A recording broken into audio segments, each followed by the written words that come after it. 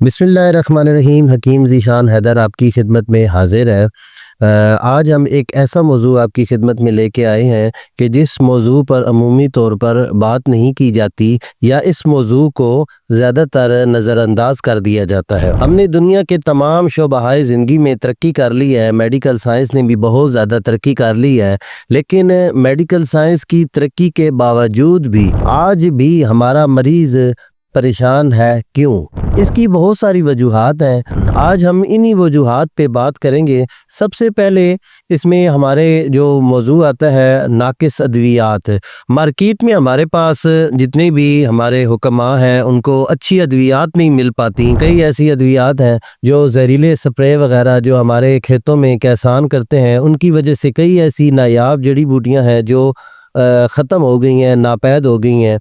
इसी तरह मार्केट में जो अद्वियात हमें मिल रही होती हैं हर्बल स्टोर से या पंसार स्टोर से, तो वो भी अद्वियात जो है वो सही नहीं मिल पाती। उसकी वजह से हमारी जो अद्वियात हैं वो अद्वियात उनका जो है क्वालिटी जो है वो मेंटेन नहीं हो पाती। इस वजह से मरीज़ जो है वो ठीक नहीं हो पाता। इसके साथ ही दूसरी बड़ी अहम वजह दवासाज़ी की है कि हमारे बहुत सारे हकीम जो है वो दवासाज़ी पे तवज्जो नहीं देते और अद्वियात की सही बनावट में जो है उसके जो पूरे लवाज़मात हैं उनको अदा नहीं करते। इसकी वजह से दवाइयों की क्वालिटी जो है वो कम हो जाती है और इसकी वजह से लोग जो है वो एक सही, जब तक कोई भी दवा सही तरीके से ना बनाई जाए उस दवाई के जो रिज़ल्ट्स हैं वो कम हो जाते हैं।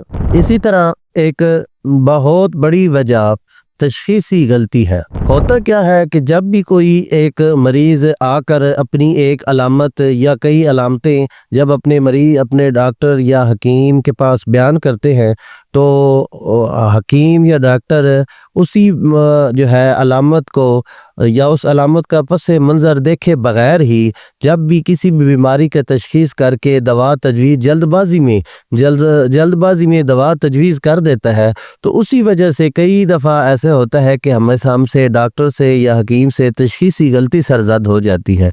जब तशख़ीसी गलती सरज़द होती है इसकी वजह से फिर हमारा जो इलाज है वो सही नहीं हो पाता और मरीज़ परेशान का परेशान ही रहता है।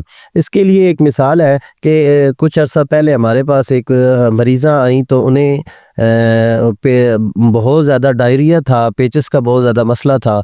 बड़ी अद्वियात इस्तेमाल के बावजूद और काफ़ी सारी ऐसी अद्वियात खाने के बावजूद, ड्रिप्स लगवाने के बावजूद भी वो ठीक नहीं हुई। जब उन्होंने आके मुझे अपना मसला बयान किया तो उन्होंने कहा कि मुझे कई माह से पेचिस की बहुत ज़्यादा शिकायत है। तो जब मैंने बात देखी, उनकी नब्ज़ देखी और सारी अलामात वग़ैरह और केस टेकिंग करने के बाद मेरे दिल में अल्लाह ताला ने एक कभी ख्याल पैदा किया कि इसे शायद जो है कोलेस्ट्रॉल का प्रॉब्लम हो सकता है। तो उनके लिए फिर मैंने कोलेस्ट्रॉल को जो टेस्ट करने के लिए कहा कि आप टेस्ट करवा के हमारे पास लेके आए तो फिर आपको जो है दवा तजवीज़ करके देंगे। तो जब उन्होंने टेस्ट लेके आए तो उनके टेस्ट में वाकई कोलेस्ट्रॉल लेवल बहुत ज़्यादा बढ़ा हुआ था। तो हमने उसको कोलेस्ट्रॉल की अद्वियात दी और कोलेस्ट्रॉल जब ही कम हुआ तो उसी वक्त ही उनके जो डायरिया का प्रॉब्लम था या पेचस थे वो ठीक हो गए। इसी तरह कई दफ़ा ऐसे होता है कि कई ऐसे अमराज होते हैं जिसकी वजह से कई दूसरी अमराज पैदा हो जाती हैं। यहाँ पे हमें समझने की ज़रूरत होती है कि हमारे कई डॉक्टर हजरात, हकीम हजरात जो है वो गलती कर बैठते हैं और दानिस्ता या ना दानिस्ता तौर पे भी हमसे गलती सरज़द हो जाती है। इसे मानना चाहिए, ना कि इसका इनकार करके मरीज़ के ऊपर इस चीज़ को डाला जाए। एक दफ़ा एक और मरीज़ हमारे पास आई तो उसका ये था कि उन्हें बुखार बहुत ज़्यादा रह रहा था।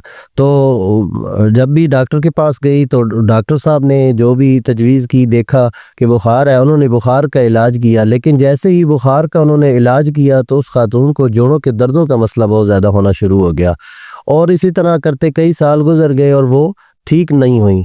इसी तरह वो पेशेंट भी हमारे पास आया। जब हमने उन्हें देखा, उनका मुआयना किया, सारी जांच की, तो मैं इस नतीजे पे पहुंचा کہ ان کو کسی وقت میں کوئی بخار جو ہے یا ٹائیفائڈ بخار ہے رہ چکا ہے، تو جب ان سے ساری پوری ماضی کی ہسٹری لی تو اس سے ہمیں یہ پتہ چلا بخار کے دب جانے کی وجہ سے جوائنٹ پین شروع ہو گئے۔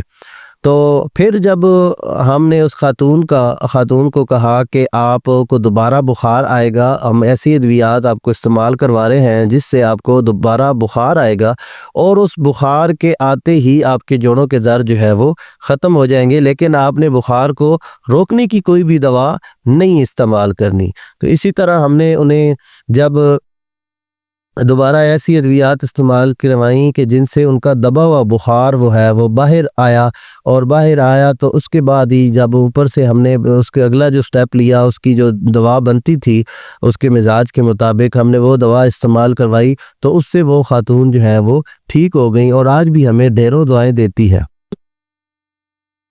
تو اسی طرح یہ ایک بہت بڑا المیہ ہے کہ ہم ایک علامت کو دیکھتے ہی فوراً ہم رزلٹ پہ پہنچ جاتے ہیں، فوراً ہم اس جگہ پہ پہنچ جاتے ہیں کہ جی اس کی یہی دوا ہوگی، جبکہ اس بیماری کا پس منظر دیکھے بغیر، اس کی مکمل جانچ کیے بغیر، اور تب مریض یا مریضہ کا مکمل معائنہ کیے بغیر ہم فوراً جب تشخیص یا تجویز کر لیتے ہیں، تو یہ ایک ایسی غلطی سرزد ہو جاتی ہے جس کی وجہ سے لوگ ہمارے بیمار رہتے ہیں اور کئی اور بیماریوں میں بھی مبتلا ہو جاتے ہیں۔ کوشش کرنی چاہیے کہ اس غلطی کو ہم اپنے نالج کے ذریعے سے، اپنے علم کے ذریعے سے اور غور و فکر کر کے ہم اس غلطی کا تدارک کر سکتے ہیں۔ اسی طرح جہاں ادویات صحیح نہیں مل پاتی اور طبیبوں سے، ڈاکٹروں سے، علاج مہیا کرنے والے لوگوں سے غلطیاں سرزد ہوتی ہیں، اسی طرح ہی بالکل ہمارے کئی مریض بھی، تیسرا ہمارا جو مین پوائنٹ ہے،